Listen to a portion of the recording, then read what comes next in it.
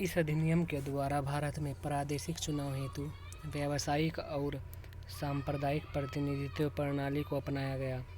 इस अधिनियम ने पृथक निर्वाचन के आधार पर मुस्लिमों के लिए सांप्रदायिक प्रतिनिधित्व का प्रावधान किया। इसके अंतर्गत मुस्लिम सदस्यों का चुनाव मुस्लिम मतदाता ही कर सकते थे। इस प्रकार इस अधिनियम ने सांप्रदायिकता को वैधानिकता प्रदान की। लॉर्ड मिंटो को सांप्रदायिक निर्वाचन का जनक कहा जाता है। सांप्रदायिक निर्वाचन का जनक किसे कहा जाता है? लॉर्ड मिंटो को सांप्रदायिक निर्वाचन का जनक कहा जाता है। भारत शासन अधिनियम 1919। इस अधिनियम ने presidency, corporation, chambers of commerce, विश्वविद्यालयों और जमींदारों के लिए अलग प्रतिनिधित्व का प्रावधान किया। भारत शासन अधिनियम 1919।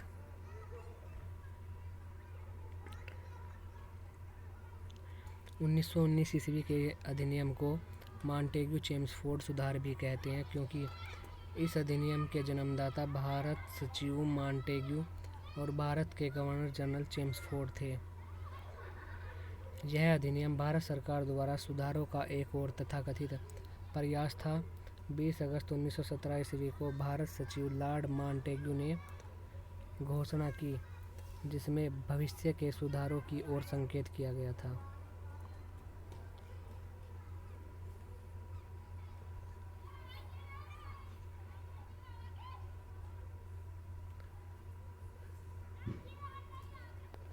तत्कालीन संवैधानिक सुधारों की मांग, होम रूल आंदोलन, प्रथम विश्व युद्ध आदि अनेक कारणों से यह अधिनियम पारित किया गया था। इस अधिनियम के आधार पर प्रांतों में आंशिक रूप से उत्तरदायी सरकार की स्थापना की गई। पार्षद कार्यपालिका का एक ऐसा भाग था जो गवर्नर के प्रति उत्तरदायी था, तथा दूसरा भाग मंत्रिमंडल था जो प्रांतीय व्यवस्थापिका के प्रति उत्तरदायी था। इस अधिनियम के द्वारा केंद्र में द्विसदनात्मक विधायिका स्थापित की गई, अर्थात केंद्रीय विधान परिषद का स्थान राज्य परिषद, उच्च सदन एवं विधानसभा निम्न सदन वाले द्विसदनात्मक विधानमंडल ने ले लिया। राज्य परिषद के सदस्यों की संख्या 60 थी। राज्य परिषद के सदस्यों की संख्या कितनी थी? राज्य परिषद के सदस्यों की संख्या 60 थी, जिसमें 34 निर्वाचित और 26 मनोनीत होते थे। उनका कार्यकाल 5 वर्ष का था। केंद्रीय विधानसभा में 144, राज्य परिषद में 60 सदस्य थे, 34 निर्वाचित, 26 मनोनीत, और केंद्रीय विधानसभा में 144 सदस्य थे, जिसमें से 104 निर्वाचित और 40 मनोनीत होते थे। उनका कार्यकाल 3 वर्ष का था। दोनों की शक्तियां समान थी, किंतु बजट पर स्वीकृति प्रदान करने का अधिकार केवल विधानसभा को था।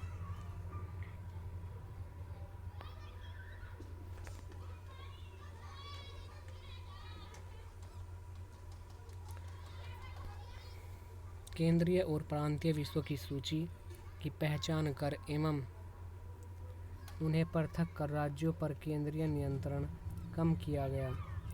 केंद्रीय और प्रांतीय विधान परिषदों को अपनी सूचियों के विषयों पर विधि बनाने का अधिकार प्रदान किया गया। 1919 ईस्वी के एक्ट की मुख्य विशेषता प्रांतों में द्वैध शासन की स्थापना थी। 1919 ईस्वी का जो एक्ट था उसकी मुख्य विशेषता प्रांतों में द्वैध शासन की स्थापना थी। इसके लिए केंद्रीय और प्रांतीय विषयों को पृथक किया गया था। इसके पश्चात प्रांतीय विषयों को पुनः 2 भागों में बांट दिया गया था: आरक्षित विषय, हस्तांतरित विषय। आरक्षित विषय में राजस्व, न्याय, वित्त, पुलिस आदि थे। राजस्व, न्याय, पुलिस, वित्त। और हस्तांतरित विषय में स्थानीय स्वशासन, शिक्षा, कृषि, स्वास्थ्य आदि थे। स्थानीय स्वशासन, शिक्षा, कृषि, स्वास्थ्य आदि। आरक्षित विषयों का शासन गवर्नर अपनी परिषद के सदस्यों की सलाह से करता था, तथा हस्तांतरित विषयों का शासन गवर्नर भारतीय मंत्रियों की सलाह से करता था। आरक्षित विषयों का शासन गवर्नर अपनी परिषद के सदस्यों की सलाह से करता था, तथा हस्तांतरित विषयों का शासन गवर्नर भारतीय मंत्रियों की सलाह से करता था।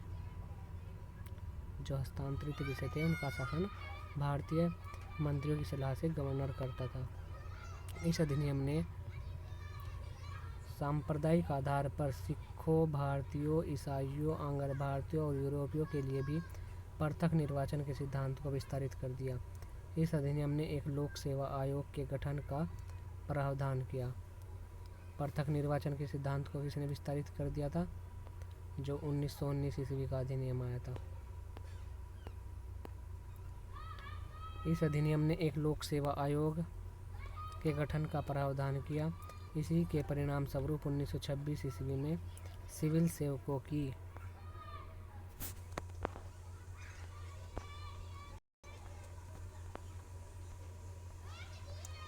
भर्ती के लिए केंद्रीय लोक सेवा आयोग या जिसे ली आयोग, केंद्रीय लोक सेवा आयोग का गठन किया गया था।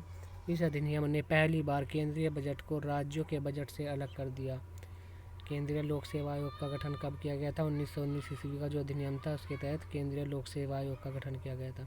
केंद्रीय बजट को राज्य बजट से अलग कर दिया था। राज्य विधानसभाओं को अपना बजट स्वयं बनाने के लिए अधिकृत कर दिया। इसके अंतर्गत एक वैधानिक आयोग के गठन का प्रावधान किया गया, जिसका कार्य अधिनियम लागू होने के 10 वर्षों बाद जांच करके अपनी रिपोर्ट प्रस्तुत करना था। साइमन आयोग। नवंबर 1927 ईस्वी में ब्रिटिश सरकार द्वारा सर जॉन साइमन के नेतृत्व में 7 सदस्यीय वैधानिक आयोग का गठन किया गया, जिसका कार्य भारत शासन अधिनियम 1919 के क्रियान्वयन की जांच करना था। इस आयोग में सभी सदस्य अंग्रेज थे। अत्यधिकांश भारतीयों द्वारा इसका विरोध किया गया। आयोग द्वारा वर्ष 1930 में अपनी रिपोर्ट सरकार को सौंपी गई, जिसकी प्रमुख सिफारिशें निम्नलिखित थी। प्रांतों में द्वैध शासन को समाप्त कर दिया गया, उन्हें स्वायत्तता प्रदान करना, राज्यों में सरकार का विस्तार किया जाना, ये सब मांगे थी। सशक्त संघ की स्थापना करना, सांप्रदायिक निर्वाचन व्यवस्था को जारी रखा जाए।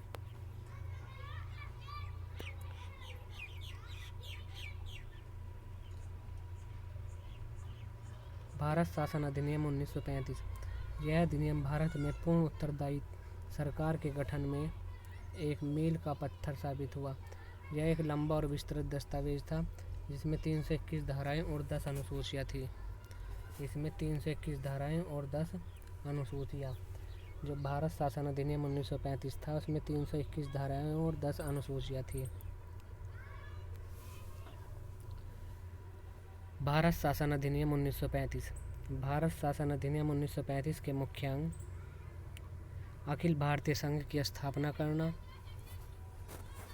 11 राज्यों में से 6 द्विसदनात्मक व्यवस्था का प्रारंभ करना, इंग्लैंड में भारत परिषद की समाप्ति, रिजर्व बैंक की स्थापना करना, केंद्र में द्वैध शासन की प्रणाली की प्रारंभ करना, सांप्रदायिक प्रतिनिधित्व का विस्तार करना, लोक सेवा आयोग की स्थापना करना और संघीय न्यायालय का प्रावधान। अखिल भारतीय संघ की स्थापना। केंद्र एवं राज्य इकाइयों के बीच 3 सूचियों, संघीय सूची, राज्य सूची एवं समवर्ती सूची के माध्यम से शक्तियों का बंटवारा, अवशिष्ट विषयों पर विधि बनाने का अधिकार वायसराय को दिया गया। भारत के प्रांतों, चीफ कमिश्नर प्रांतों एवं देशी रियासतों को मिलाकर एक अखिल भारतीय संघ की स्थापना का प्रावधान किया गया, परंतु यह व्यवस्था कभी अस्तित्व में नहीं आ सकी। बर्मा को भारत से अलग करने का प्रावधान जो था वो 1935 ईस्वी का अधिनियम था। 11 राज्यों में से 6 में द्विसदनात्मक व्यवस्था का प्रारंभ। बंगाल, बम्बई, मद्रास, बिहार, संयुक्त प्रांत और असम। बंगाल, बिहार, बम्बई, मद्रास और संयुक्त प्रांत और असम में 6 राज्यों में द्विसदनात्मक व्यवस्था का प्रारंभ। इंग्लैंड में भारत परिषद की समाप्ति। भारत सचिव को सलाहकारों की एक टीम प्रदान की गई थी। इंग्लैंड में भारत परिषद की समाप्ति कर दी गई। रिजर्व बैंक की स्थापना। देश की मुद्रा एवं साख के नियंत्रण के उद्देश्य से देश में रिजर्व बैंक की स्थापना की गई थी। प्रांतों में द्वैध शासन की समाप्ति कर दी गई थी। केंद्र में द्वैध शासन प्रणाली प्रारंभ। प्रांतों में द्वैध शासन की समाप्ति कर दी गई थी, लेकिन केंद्र में द्वैध शासन प्रणाली प्रारंभ की गई थी। संघीय विषयों का स्थानांतरित एवं आरक्षित विषयों के रूप में विभाजन। सांप्रदायिक प्रतिनिधित्व का विस्तार किया गया था। दलितों, जातियों, महिलाओं और मजदूर वर्ग के लिए प्रथम बार निर्वाचन की व्यवस्था। लोक सेवा आयोग की स्थापना की गई थी। केंद्र में लोक सेवा आयोग की स्थापना की गई थी। केंद्र में संघ लोक सेवा आयोग, राज्य में राज्य लोक सेवा आयोग, 2 या 2 से अधिक राज्यों के लिए संयुक्त सेवा आयोग की स्थापना की गई थी। संघीय न्यायालय का प्रावधान किया गया था 1937 ईस्वी में संघीय न्यायालय की स्थापना।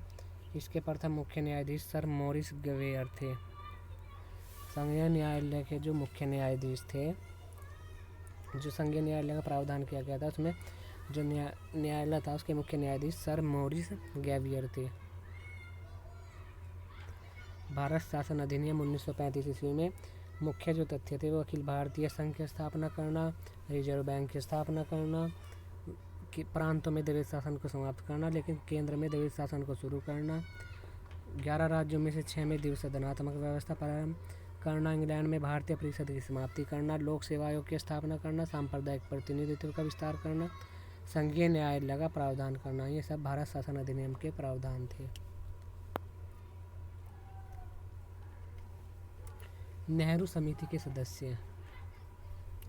नेहरू समिति के 11 सदस्यों में मोतीलाल नेहरू अध्यक्ष थे और जवाहरलाल नेहरू सचिव थे। जो नेहरू समिति थी उसके मोतीलाल नेहरू अध्यक्ष थे और जवाहरलाल नेहरू सचिव। ये सभी कांग्रेस के थे, मोतीलाल नेहरू और जवाहरलाल नेहरू।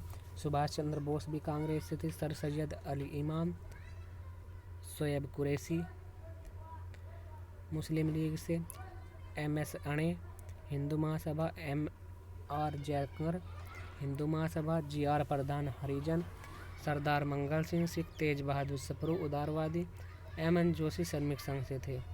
1935 ईस्वी के अधिनियम के बारे में पंडित नेहरू ने कहा था कि यह अनेक ब्रेकों वाली इंजन रहित गाड़ी है।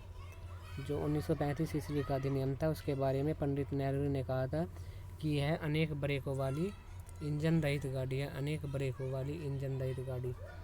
जिन्ना ने इसे पूर्णतः सड़ा और मूल रूप से बुरा कहा था। जिन्ना ने इसे पूर्णतः सड़ा और मूल रूप से बुरा कहा था।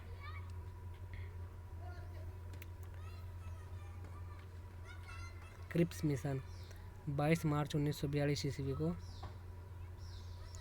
क्रिप्स मिशन भारत आया था।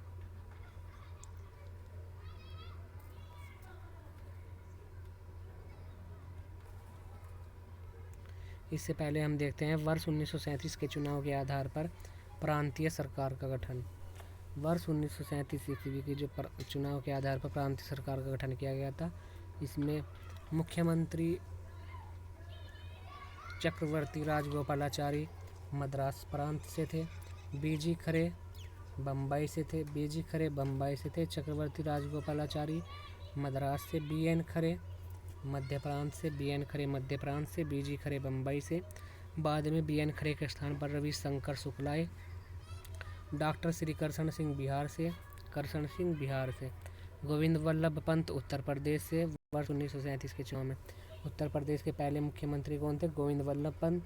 बिहार के श्री करण, मध्य प्रांत में BN खरे, बम्बई में BG खरे, मद्रास में चक्रवर्ती राजगोपालाचारी, उड़ीसा में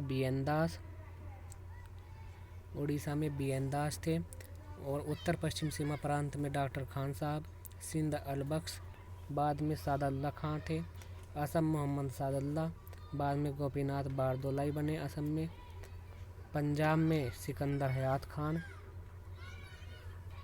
हयात खान यूनियनिस्ट पार्टी से थे और बंगाल में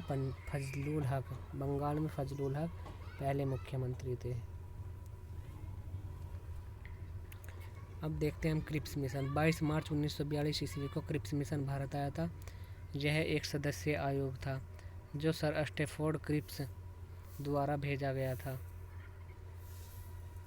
इसके नेतृत्व में ब्रिटिश सरकार द्वारा भेजा गया था।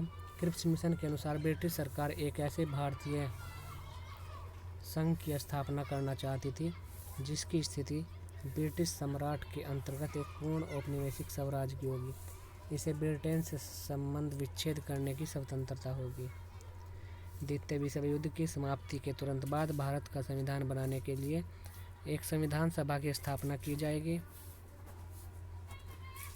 जिसमें ब्रिटिश भारतीय प्रांतों एवं देशी रियासतों दोनों के प्रतिनिधि शामिल होंगे। ब्रिटिश के भी, भारतीय प्रांतों के भी एवं देशी रियासतों के भी। ब्रिटिश सरकार इस संविधान सभा द्वारा निर्मित संविधान को स्वीकार कर लेगी, परंतु शर्त यह है कि ब्रिटिश सरकार के प्रांतों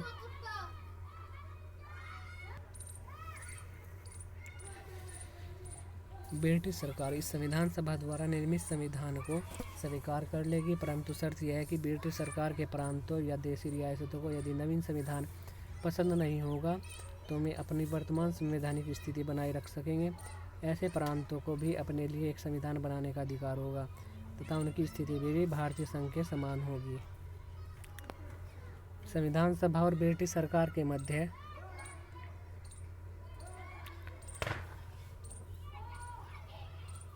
अन्य संस्थाओं की सुरक्षा हेतु एक संधि की जाएगी। जब तक नवीन संविधान कार्यान्वित नहीं हो जाता तब तक ब्रिटिश सरकार ही भारत की सुरक्षा के लिए उत्तरदायी होगी। कांग्रेस द्वारा क्रिप्स प्रस्ताव को अस्वीकार करने के कारण क्रिप्स प्रस्ताव में अप्रत्यक्ष रूप से पाकिस्तान की मांग को स्वीकार किया गया था। भारत की सुरक्षा के प्रश्न पर कांग्रेस क्रिप्स प्रस्ताव से सहमत नहीं थी। कांग्रेस के द्वारा संपूर्ण भारत के लिए पूर्ण स्वतंत्रता की मांग की जा रही थी, लेकिन क्रिप्स प्रस्ताव में औपनिवेशिक स्वराज की ही बात कही गई थी। वास्तव में औपनिवेशिक स्वराज के लिए भी कोई तिथि निश्चित नहीं की गई थी। इसी कारण महात्मा गांधी द्वारा इस प्रस्ताव को दिवालिया बैंक द्वारा भविष्य की तिथि में भुनाने वाला चेक कहा गया था। क्रिप्स प्रस्ताव जो था उसे महात्मा गांधी ने पोस्ट डेटेड चेक कहा था। क्रिप्स प्रस्ताव में पाकिस्तान के निर्माण की स्पष्ट प्रावधान न होने के कारण मुस्लिम लीग के द्वारा भी क्रिप्स प्रस्ताव को अस्वीकार कर दिया गया था। वेवेल योजना सन 1945 ईस्वी में वेवेल योजना कब आई थी? 4 जून सन 1945 ईस्वी को 4 जून सन 1945 ईस्वी को वेवेल योजना आई थी। यूरोप में विश्व युद्ध की समाप्ति के बाद जापान के विरुद्ध भारतीय समर्थन प्राप्त करने तथा भारत में संवैधानिक गतिरोध को समाप्त करने के लिए 4 जून 1945 ईस्वी को भारत के तात्कालिक वायसराय लॉर्ड वेवेल ने जिस योजना की घोषणा की थी उसे वेवेल योजना के नाम से जाना जाता है।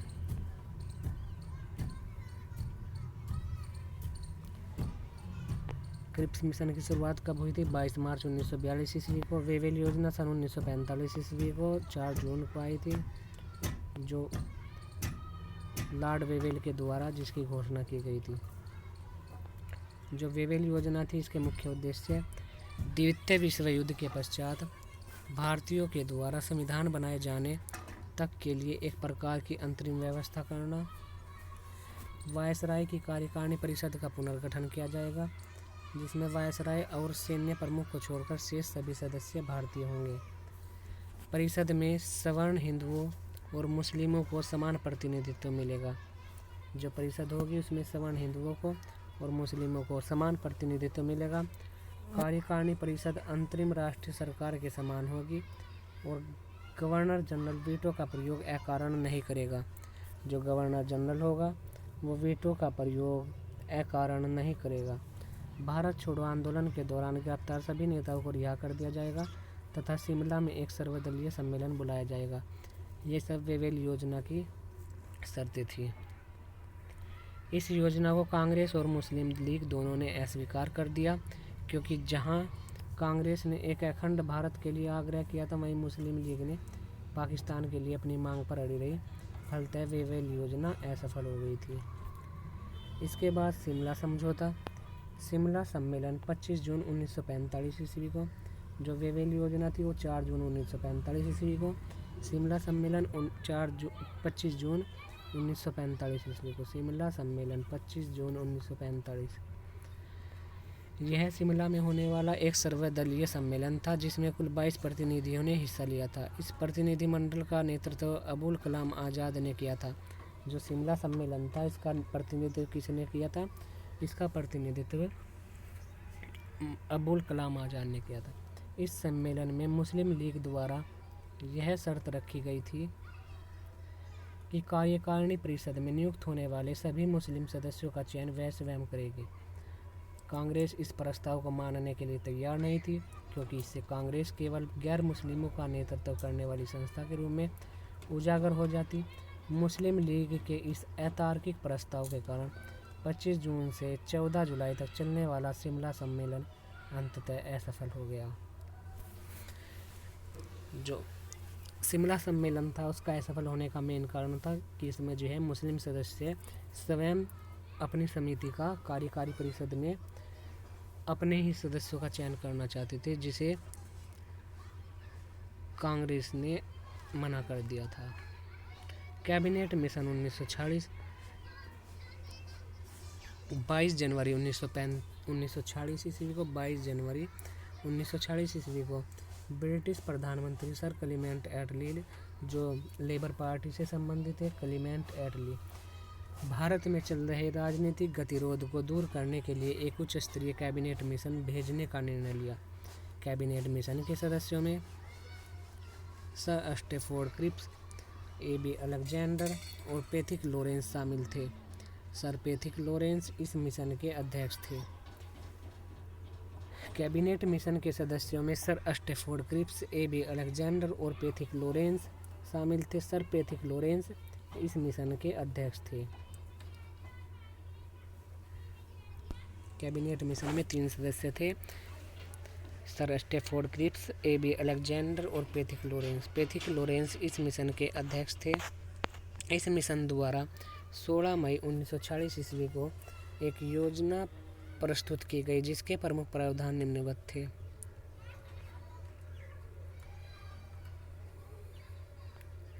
ब्रिटिश भारत और देशी रियासतों को मिलाकर एक अखिल भारतीय संघ का गठन किया जाएगा। ब्रिटिश भारत और देशी रियासतों को मिलाकर एक अखिल भारतीय संघ का गठन किया जाएगा।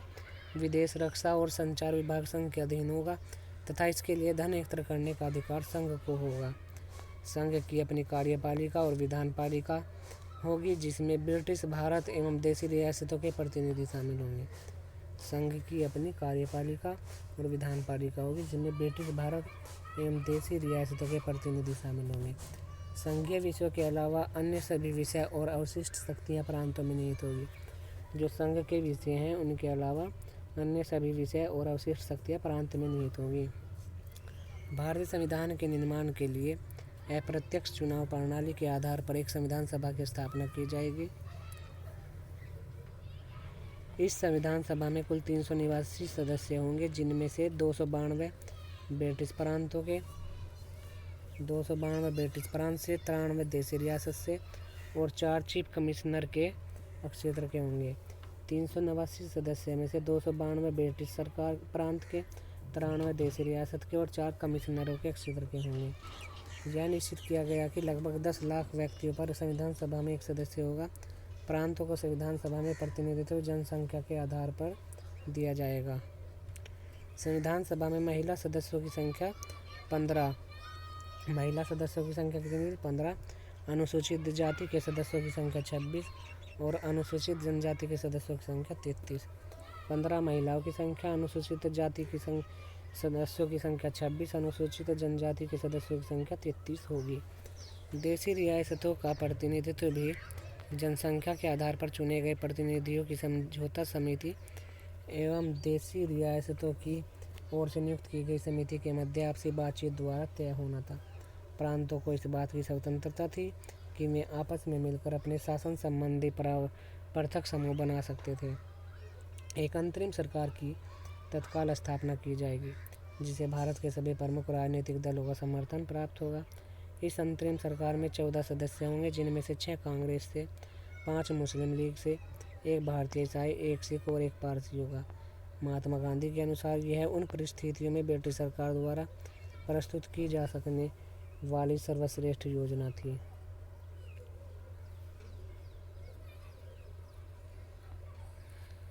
जो अंतरिम सरकार थी उसमें 14 सदस्य होंगे, जिनमें से 6 कांग्रेस से, 5 मुस्लिम लीग से, 1 भारतीय ईसाई, 1 सिख, 1 पारसी होगा। और महात्मा गांधी ने इसे सर्वश्रेष्ठ योजना कहा था। अंतरिम सरकार का गठन 24 अगस्त 1946 ईस्वी को पंडित नेहरू के नेतृत्व में भारत की पहली अंतरिम राष्ट्रीय सरकार का गठन किया गया, जिसमें मुस्लिम लीग की भागीदारी नहीं थी। पंडित नेहरू ने 2 सितंबर 1940 को 11 अन्य सदस्यों के साथ अपने पद की शपथ ली। 2 सितंबर 1940 ईस्वी को जवाहरलाल नेहरू ने 11 अन्य सदस्यों के साथ अपने पद की शपथ ली थी। अन्य सदस्यों में से 3 मुस्लिम सदस्य थे, परंतु वे मुस्लिम लीग से संबंधित नहीं थे।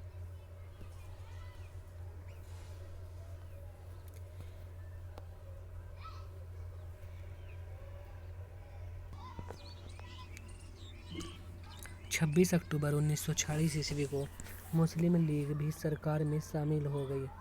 26 अक्टूबर 1940 ईस्वी को मुस्लिम लीग भी सरकार में शामिल हो गई, जिसका उद्देश्य परिषद के भीतर रहकर पाकिस्तान के लिए लड़ना था। अंतरिम सरकार 1940 ईस्वी में जवाहरलाल नेहरू को राष्ट्रमंडल संबंध तथा विदेश मामलों का विभाग दिया गया। सरदार वल्लभ भाई पटेल गृह सूचना एवं प्रसारण विभाग से संबंधित थे। गृह मंत्रालय, सूचना एवं प्रसारण मंत्रालय से सरदार वल्लभ भाई पटेल। डॉक्टर राजेंद्र प्रसाद खाद्य एवं कृषि से, जो अंतरिम सरकार की 1940 ईस्वी में। जॉन मेथाई उद्योग एवं नागरिक आपूर्ति। जगजीवन राम श्रम से। सरदार बलदेव रक्षा से, बल से रक्षा करते थे। जगजीवन राम श्रम से। जॉन मेथाई उद्योग एवं नागरिक आपूर्ति। डॉक्टर राजेंद्र प्रसाद खाद्य। सरदार वल्लभ भाई पटेल गृह मंत्रालय से। जवाहरलाल नेहरू राष्ट्रमंडल संबंध तथा विदेश मामले से। C.H. भाभा कार्य, खनन एवं ऊर्जा से। लियाकत अली खान वित्त से। अब्दुल रब नस्तार डाक, वायु, रेलवे व संचार से। सी राजगोपालाचारी शिक्षा एवं कला से। सरदार बलदेव सिंह रक्षा से। लियाकत अली खान वित्त से। आई चुंद्रीगर वाणिज्य से। गजनफर अली खान स्वास्थ्य और योगेंद्र नाथ मंडल विधि से थे, विधि विभाग से संबंधित थे। अंतरिम सरकार के सदस्य वायसराय की कार्यकारिणी परिषद के सदस्य थे। इस परिषद के अध्यक्ष लॉर्ड माउंटबेटन वायसराय और उपाध्यक्ष पंडित जवाहरलाल नेहरू थे। जो अंतरिम सरकार थी उसके कार्यकारिणी परिषद के वायसराय लॉर्ड माउंटबेटन एवं उपाध्यक्ष पंडित जवाहरलाल नेहरू थे। अंतरिम सरकार के संबंध में डॉक्टर अंबेडकर ने कहा था कि यह एक देश की सरकार है जो 2 राष्ट्र चला रही है। अंतरिम सरकार के संबंध में डॉक्टर अंबेडकर ने कहा था यह एक देश की सरकार है जो 2 राष्ट्र चला रही है।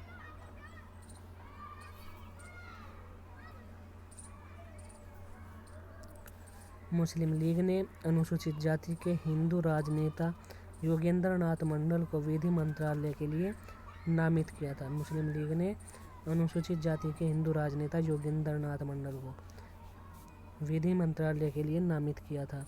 अंतरिम सरकार में पहले से शामिल 3 मुस्लिम सदस्य जो मुस्लिम लीग के सदस्य नहीं थे के स्थान पर 26 अक्टूबर 1940 को मुस्लिम लीग के 5 सदस्य अंतरिम सरकार में शामिल हुए। 9 दिसंबर 1940 ईस्वी को दिल्ली में संविधान सभा की पहली बैठक हुई, जिसका मुस्लिम लीग ने बहिष्कार किया था। मुस्लिम लीग द्वारा संविधान सभा का लगातार बहिष्कार देखते हुए ब्रिटिश सरकार ने यह निर्णय दिया कि संविधान सभा के निर्णय मुस्लिम बहुल क्षेत्रों पर लागू नहीं होंगे। माउंटबेटन योजना 3 जून 1947 ईस्वी।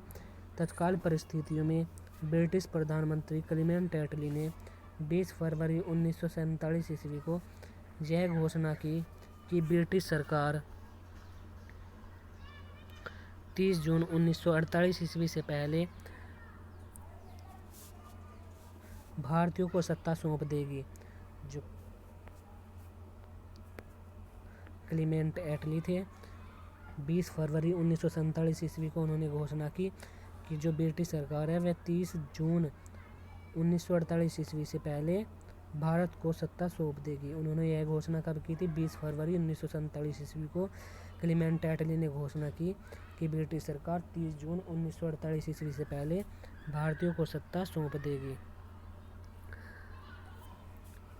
सत्ता के निर्बाध हस्तांतरण की व्यवस्था करने के लिए वेवेल के स्थान पर लॉर्ड माउंटबेटन को वायसराय के रूप में भेजा गया।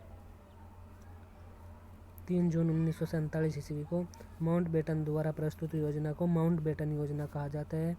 इस योजना के प्रमुख बिंदु निम्नवत थे: भारत का विभाजन, भारतीय संघ और पाकिस्तान में इस योजना के अनुसार कर दिया जाए। भारतीय संघ और पाकिस्तान में इन राज्यों की सीमा निश्चित करने के पूर्व पश्चिमोत्तर सीमा प्रांत असम और सिलहट जिले में जनमत संग्रह कराया जाए तथा सिंध प्रांत की विधानसभा में वोट द्वारा यह निश्चित किया जाए कि वे किसके साथ रहना चाहते हैं। जो असम के सिलहट जिले में जनमत संग्रह के द्वारा और सिंध प्रांत में विधानसभा चुनाव के द्वारा। बंगाल और पंजाब में हिंदू व मुसलमान बहुसंख्यक जिलों के प्रांतीय विधानसभा के सदस्यों की अलग अलग बैठक बुलाई जाए। उसमें से अगर कोई भी पक्ष प्रांत का विभाजन चाहेगा तो विभाजन कर दिया जाएगा। बंगाल और पंजाब में हिंदू व मुसलमान बहुसंख्यक जिलों के प्रांतीय विधानसभा के सदस्यों की अलग अलग बैठक बुलाई जाए। उसमें से अगर कोई भी पक्ष प्रांत का विभाजन चाहेगा तो विभाजन कर दिया जाएगा। 2 राज्य थे, बंगाल प्रांत और पंजाब प्रांत। संविधान सभा 2 भागों में बढ़ जाएगी, जो अपने अपने राज्यों के लिए संविधान तैयार करेगी।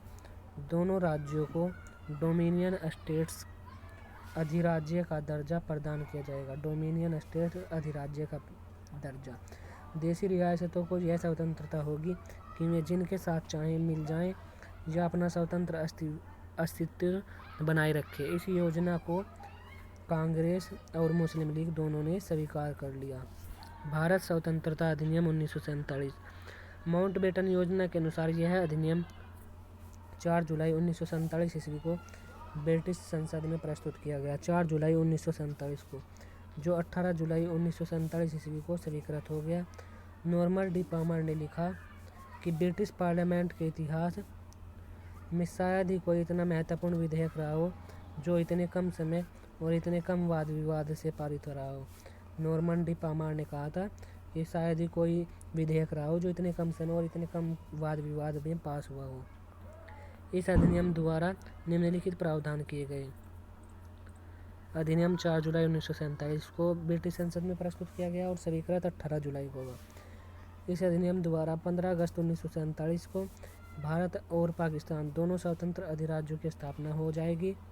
15 अगस्त 1947 ईस्वी को भारत और पाकिस्तान दोनों स्वतंत्र अधिराज्यों की स्थापना हो जाएगी। प्रत्येक अधिराज्य में एक गवर्नर जनरल होगा जिसकी नियुक्ति इंग्लैंड का सम्राट करेगा। दोनों राज्यों की संविधान निर्मात्री सभा को अपने राज्यों के लिए संविधान बनाने का अधिकार होगा। दोनों देशों के लिए अलग अलग संविधान सभा का गठन किया जाएगा तथा वर्तमान संविधान सभा ही नए संविधान के बनाने एवं लागू होने तक विधानमंडल के रूप में 1935 के एक्ट के तहत कार्य करेगी।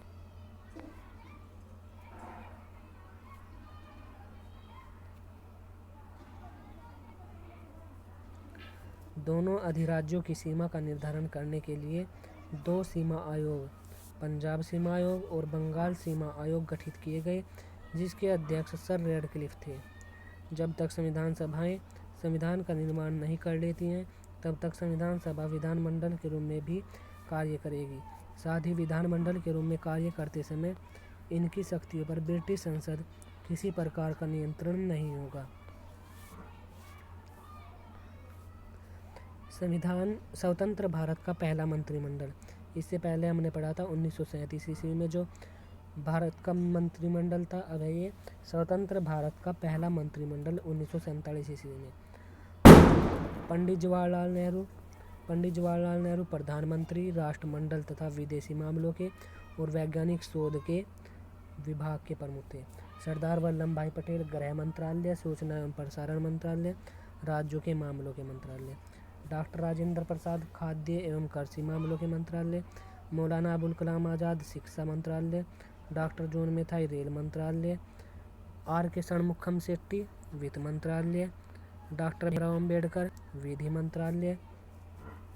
जगजीवन राम श्रम मंत्रालय। सरदार बलदेव सिंह रक्षा मंत्रालय। राजकुमारी अमृता कौर स्वास्थ्य मंत्रालय। C.H. भाभा वाणिज्य। रफ़ी अहमद किदवई संचार। डॉक्टर श्यामा प्रसाद मुखर्जी उद्योग एवं आपूर्ति। V.N. गाडगिल कार्य खान एवं ऊर्जा मंत्रालय से संबंधित थे। संविधान सभा संविधान सभा के विचार को व्यावहारिक रूप में सबसे पहले अमेरिका और फ्रांस में अपनाया गया था। जो संविधान सभा थी उसे सबसे पहले फ्रांस में और अमेरिका में अपनाया गया था। भारत की स्वतंत्रता के राष्ट्रीय आंदोलन के लंबे कालखंड में अनेक अवसरों पर प्रत्यक्ष एवं परोक्ष रूप से संविधान सभा के गठन की मांग की गई थी। संविधान सभा के सिद्धांत का दर्शन सर्वप्रथम बाल गंगाधर तिलक के निर्देशन में निर्मित स्वराज विधेयक में मिलता है। जो संविधान सभा थी इसके सिद्धांत का दर्शन सर्वप्रथम बाल गंगाधर तिलक के निर्देशन में निर्मित स्वराज विधेयक में मिलता है। 1922 ईस्वी में गांधी जी ने भारत के संविधान के निर्माण के लिए भारत की संविधान सभा की आवश्यकता पर बल दिया। 1922 में जो गांधी जी थे उन्होंने भारतीय संविधान के निर्माण के लिए भारत की संविधान सभा की आवश्यकता पर बल दिया था। हरिजन पत्रिका में उन्होंने यह विचार व्यक्त किया कि भारतीय संविधान भारतीयों की इच्छा के अनुसार ही होगा। जो भारतीय संविधान होगा वो भारतीयों की इच्छा के अनुसार होगा। अप्रैल 1923 ईस्वी में गठित सप्रू समिति ने कॉमनवेल्थ ऑफ इंडिया बिल का प्रारूप तैयार किया। कॉमनवेल्थ ऑफ इंडिया बिल का प्रारूप किसने तैयार किया था? स्प्रू समिति ने। इसे 1925 ईस्वी में गांधी जी की अध्यक्षता वाले दिल्ली सर्वदलीय सम्मेलन में प्रस्तुत किया गया। यह संविधान निर्माण की दिशा में पहला महत्वपूर्ण प्रयास था। कॉमनवेल्थ ऑफ इंडिया बिल का प्रारूप किसने तैयार किया था? स्प्रू समिति ने कॉमनवेल्थ ऑफ इंडिया बिल का प्रारूप का तैयार किया था और इसकी अध्यक्षता वाले दिल्ली सर्वदलीय सम्मेलन में से प्रस्तुत किया गया था। यह संविधान निर्माण की दिशा में पहला महत्वपूर्ण प्रयास था। 1942 ईस्वी में क्रिप्स मिशन ने भारत में संविधान सभा के गठन की बात को स्पष्टता स्वीकार किया, परंतु इसे व्यावहारिक रूप से वर्ष 1940 ईस्वी में कैबिनेट प्रस्ताव के द्वारा प्रदान किया जा सका। संविधान सभा के लिए चुनाव जुलाई-अगस्त में 1940 ईस्वी में हुए। जो संविधान सभा के लिए चुनाव हुए थे 1940 ईस्वी में हुए जुलाई-अगस्त में। ब्रिटिश भारत के लिए आवंटित 296 सीटें। इस चुनाव में भारतीय राष्ट्रीय कांग्रेस को 208, मुस्लिम लीग को 73 एवं छोटे दलों व स्वतंत्र राज्यों को 15। 296 सीटों में से 208 सीटें मुस्लिम लीग, 208 सीटें कांग्रेस को, 73 सीटें मुस्लिम लीग को और 15 सीटें छोटे दलों व स्वतंत्र राज्यों को प्राप्त हुई। इसके शेष सदस्यों का चयन अप्रत्यक्ष रूप से प्रांतीय व्यवस्थिका के सदस्यों द्वारा किया जाना था, जिनका चुनाव सीमित मताधिकार के आधार पर किया गया, जबकि रियासतों का प्रतिनिधित्व उनके शासकों द्वारा मनोनीत प्रतिनिधियों के द्वारा किया गया। अतः यह स्पष्ट था कि संविधान सभा आंशिक रूप से चुनी हुई और आंशिक रूप से नामांकित निकाय थी। आंशिक रूप से चुनी हुई और आंशिक रूप से नामांकित निकाय थी। देश के विभाजन की योजना स्पष्ट होने पर संविधान सभा की संरचना को पुनः व्यवस्थित किया गया। पाकिस्तान में शामिल होने वाले क्षेत्रों व देशी रियासतों से चुनकर आने वाले सदस्य अब भारत की संविधान सभा के सदस्य नहीं रहे। अब संविधान सभा में 389 के स्थान पर 299 सदस्य ही रह गए, जिनमें से 229 सदस्य प्रांतों से, 70 सदस्य देशी रियासतों से है।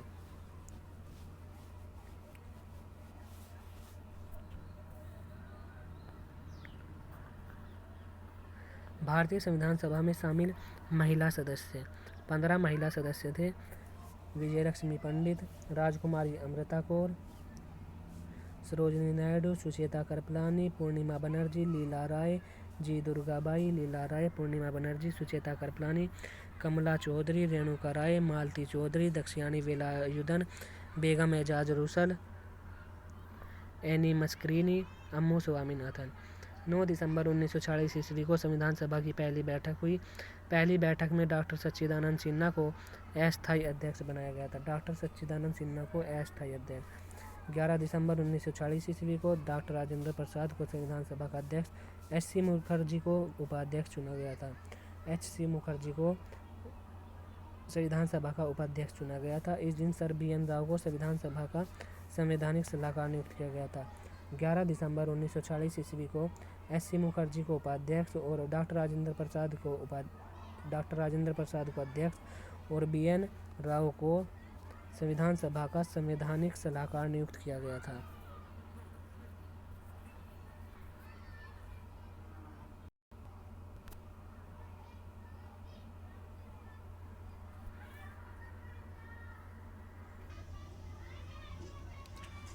उद्देश्य प्रस्ताव। संविधान निर्माण का प्रारंभ 13 दिसंबर 1946 ईस्वी को पंडित जवाहरलाल नेहरू के उद्देश्य प्रस्ताव से हुआ। यही उद्देश्य प्रस्ताव भावी संविधान की रूपरेखा थी।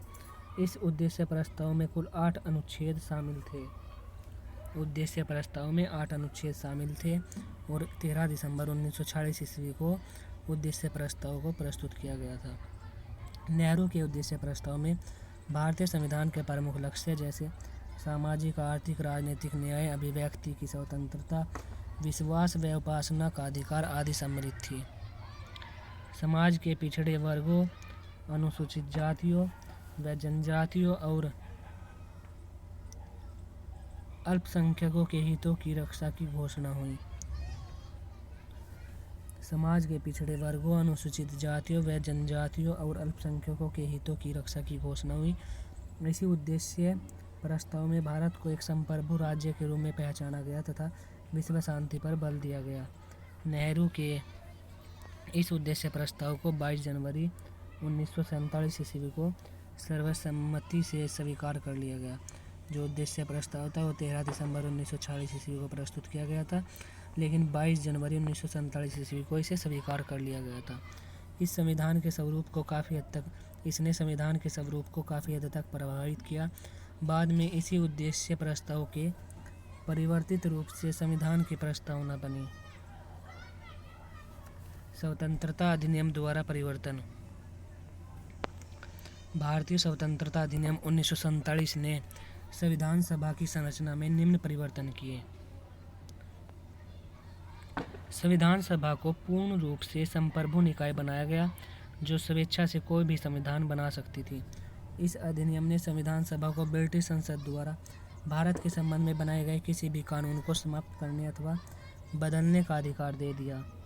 संविधान सभा एक विधायिका भी बन गई। दूसरे शब्दों में संविधान सभा को 2 अलग अलग काम सौंपे गए, जिनमें से एक कार्य स्वतंत्र भारत के लिए संविधान बनाना था तथा दूसरा कार्य देश के लिए सामान्य कानूनों को लागू करना था। इन दोनों कार्यों को अलग अलग दिन करना था। इस प्रकार संविधान सभा स्वतंत्र भारत की पहली संसद बनी। जो संविधान सभा थी वह स्वतंत्र भारत की पहली संसद बनी थी।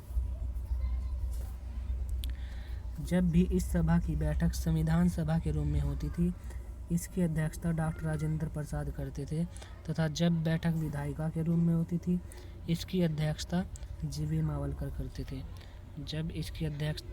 जब सभा की बैठक संविधान सभा के रूम में होती थी तो इसकी अध्यक्षता डॉक्टर राजेंद्र प्रसाद करते थे और जब विधायिका के रूम में होती थी तब जीवी मावलकर करते थे अध्यक्षता। संविधान सभा 26 नवंबर 1949 ईस्वी तक इन दोनों रूपों में कार्य करती रही। इस समय तक संविधान निर्माण का कार्य पूरा हो चुका था। संविधान सभा की समितियां। संविधान सभा ने संविधान के निर्माण से संबंधित विभिन्न कार्यों को करने के लिए कई समितियों का गठन किया। इनमें से 8 बड़ी समितियां एवं अन्य छोटी समितियां थीं। इन समितियों एवं इनके अध्यक्षों के नाम इस प्रकार हैं। बड़ी समितियां एवं उनके अध्यक्ष। संघ शक्ति समिति पंडित जवाहरलाल नेहरू। संघीय संविधान समिति के भी पंडित जवाहरलाल नेहरू। प्रांतीय संविधान समिति सरदार वल्लभ भाई पटेल। प्रारूप समिति डॉक्टर भीमराव अंबेडकर। मौलिक अधिकारों एवं अल्पसंख्यक संबंधी परामर्श समिति के अध्यक्ष सरदार वल्लभ भाई पटेल थे। मौलिक अधिकारों एवं अल्पसंख्यक संबंधी परामर्श समिति। इन समितियों की 2 उप समितियाँ थी, मौलिक अधिकार उप समिति, अल्पसंख्यक उप समिति। जो मौलिक अधिकार उप समिति थी इसके अध्यक्ष JB कृपलानी थे। मौलिक अधिकार उप समिति JB कृपलानी और अल्पसंख्यक उप समिति HC मुखर्जी। अल्पसंख्यक उप समिति के SC मुखर्जी। प्रक्रिया नियम समिति डॉक्टर राजेंद्र प्रसाद। प्रक्रिया नियम समिति डॉक्टर राजेंद्र प्रसाद। राज्यों के लिए समिति पंडित जवाहरलाल नेहरू और संचालन समिति डॉक्टर राजेंद्र प्रसाद। संचालन समिति और प्रक्रिया समिति डॉक्टर राजेंद्र प्रसाद। संविधान सभा के संवैधानिक सलाहकार BN राव द्वारा संविधान का पहला प्रारूप तैयार किया गया था। इस प्रारूप में 243 अनुच्छेद और 13 अनुसूचियाँ थी। जो पहला प्रारूप तैयार किया गया था इसमें 243 अनुच्छेद और 13 अनुसूचियाँ थी। प्रारूप समिति संविधान के प्रारूप को तैयार करने के लिए 29 अगस्त 1947 ईस्वी को प्रारूप समिति का गठन किया गया। डॉक्टर भीमराव अंबेडकर जो प्रारूप समिति थी यह 29 अगस्त 1947 ईस्वी को प्रारूप समिति का गठन किया गया था। डॉक्टर भीमराव अंबेडकर इसके अध्यक्ष थे। इसमें अध्यक्ष सहित 7 सदस्य थे। प्रारूप समिति में 7 सदस्य थे। के.एम. मुंशी बम्बई से निर्वाचित थे। मोहम्मद सादुल्ला असम से निर्वाचित थे। के.एम. मुंशी मुंबई से, मोहम्मद सादुल्ला असम से निर्वाचित मुस्लिम लीग के सदस्य। बी.एम. मित्तर, एन. माधव, अल्लादी कृष्णा स्वामी अय्यर मद्रास से निर्वाचित थे। अल्लादी कृष्णा स्वामी अय्यर मद्रास से निर्वाचित। एन. गोपाल स्वामी अयंगर मद्रास से निर्वाचित। डी.पी. खेतान निर्दलीय। टी.टी. कृष्णामचारी डी.पी. खेतान निर्दलीय। बाद में बी.एम. मित्तर के स्थान पर एन. माधव और डी.पी. खेतान के स्थान पर टी.टी. कृष्णामचारी डी.पी. खेतान के स्थान पर टी.टी. कृष्णामचारी आ गए थे। प्रारूप समिति के सदस्य में से केवल 2 के.एम. मुंशी एवं टी.टी. कृष्णामचारी कांग्रेस के सदस्य थे।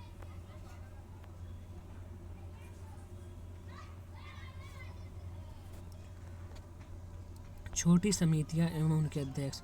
संविधान सभा के कार्यों से संबंधित समिति।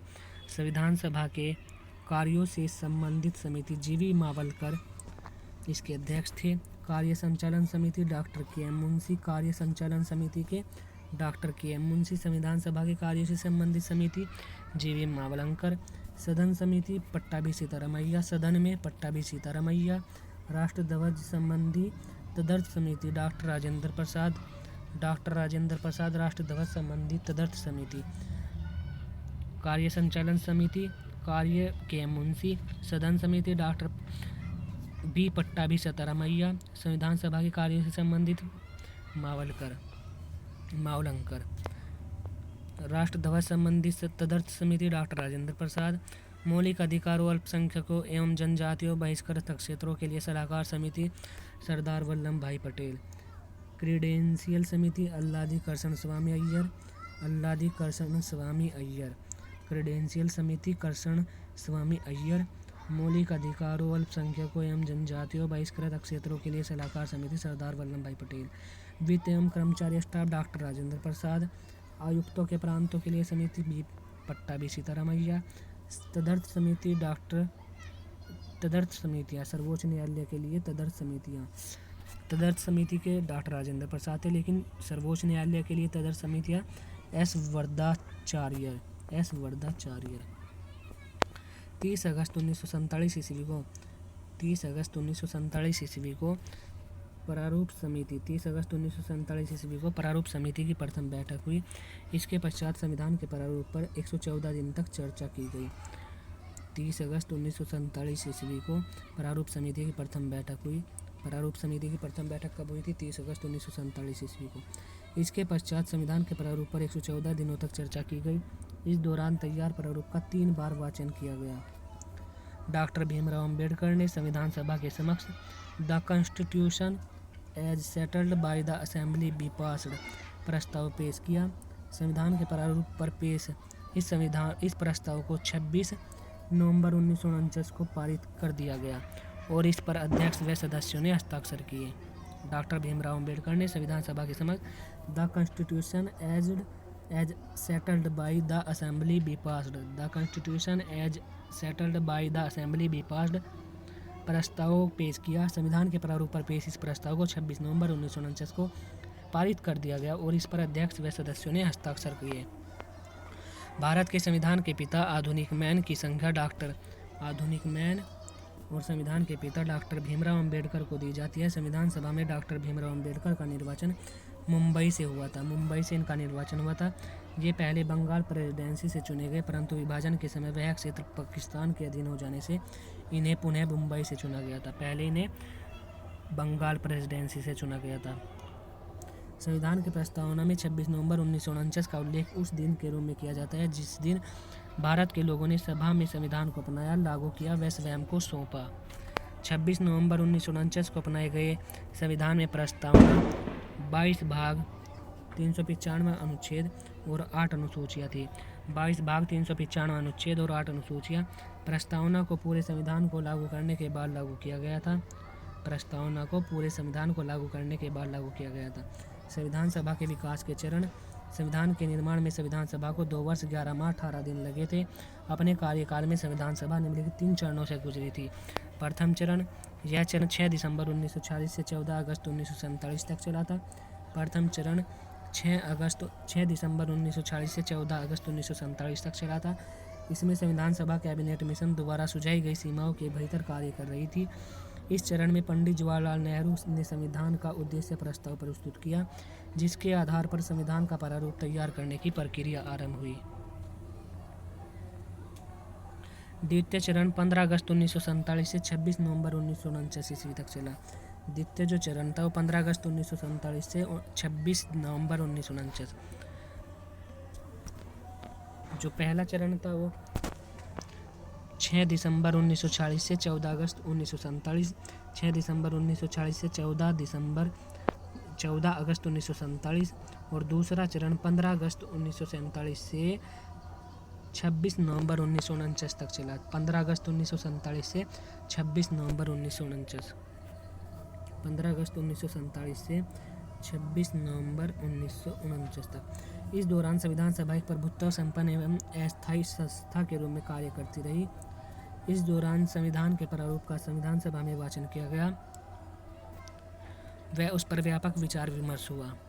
तीसरा चरण, यह चरण 27 नवंबर 1949 से मार्च 1952 तक चला। 1949 से 1952। पहला चरण 1946 से 1947, दूसरा चरण 1947 से 1949, तीसरा चरण 1949 से 1952 तक चला। इस दौरान संविधान सभा तक एक अस्थायी संसद के रूप में कार्य करती रही। जब तक भारत में आम चुनाव के पश्चात निर्वाचित प्रतिनिधि नहीं चुने गए, नई संसद का निर्माण नहीं हो गया। संविधान निर्माताओं ने लगभग 60 देशों के संविधानों का अवलोकन किया था और इसके प्रारूप पर विचार 114 दिनों तक विचार विमर्श हुआ था। 60 देशों के संविधान का अवलोकन किया, 114 दिन तक विचार विमर्श हुआ। संविधान का लागू होना। संविधान सभा के द्वारा 2 वर्ष 11 माह 18 दिनों में अवधि में भारतीय संविधान का निर्माण किया गया। संविधान सभा ने 26 नवंबर 1949 को संविधान को अंगीकार किया और उसी दिन से संविधान के 16 अनुच्छेद प्रभावी हो गए थे। 16 अनुच्छेदों को प्रभावी कर दिया गया था 26 नवंबर 1949 को। 5, 6, 7, 8, 9, 60, 324, 366, 67, 79, 80, 88, 91, 92, 93, 94। इसके कुछ समय पश्चात 26 जनवरी 1950 को संपूर्ण संविधान लागू किया गया। इस प्रकार 26 नवंबर 1949 को भारतीय संविधान अंगीकृत किया गया, जबकि 26 जनवरी 1950 को संविधान को लागू किया गया। एग्जीक्यूट कब किया गया? एग्जीक्यूट 26 जनवरी 1950 को। संविधान दिवस 26 नवंबर भारत में संविधान दिवस के रूप में मनाया जाता है। 26 नवंबर को संविधान दिवस के रूप में। इसे प्रारंभ 2015 से किया गया है। 26 नवंबर को संविधान दिवस के रूप में 2015 से शुरू किया गया है, क्योंकि यह वर्ष संविधान निर्माता डॉक्टर भीमराव अंबेडकर के 125वें जन्म दिवस के रूप में मनाया जाता है। डॉक्टर भीमराव अंबेडकर का 125वें जन्म दिवस के रूप में 2015 से संविधान दिवस को मनाया जाता है। अंतर्राष्ट्रीय लोकतंत्र दिवस 15 सितंबर 2015 को विश्व भर में अंतर्राष्ट्रीय लोकतंत्र दिवस 15 सितंबर 2015 से मनाया गया। संयुक्त राष्ट्र महासभा ने वर्ष 2017 में एक प्रस्ताव पारित कर इस दिवस को प्रतिवर्ष लोकतंत्र दिवस के रूप में मनाने की घोषणा की। प्रतिवर्ष लोकतंत्र दिवस के रूप में मनाने की घोषणा की। 15 सितंबर 2015 से मनाया जाता है और संविधान दिवस भी 2015 से 26 नवंबर को मनाया जाता है। भारतीय संविधान ब्रेल लिपि में। बोध association for the blind Nashik तथा सावी फाउंडेशन ने साथ मिलकर संविधान को ब्रेल लिपि में 5 भागों में प्रकाशित करने का निर्णय लिया है। 25 नवंबर 2018 को इसके पहले भाग का प्रकाशन किया गया है। बोध association for the blind Nashik तथा सावी ने।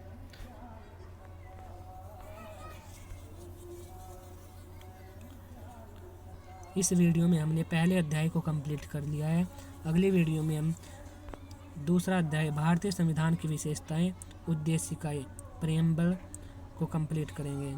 दूसरा अध्याय हमारा भारतीय संविधान की विशेषताएं। Please friends, like, subscribe and share.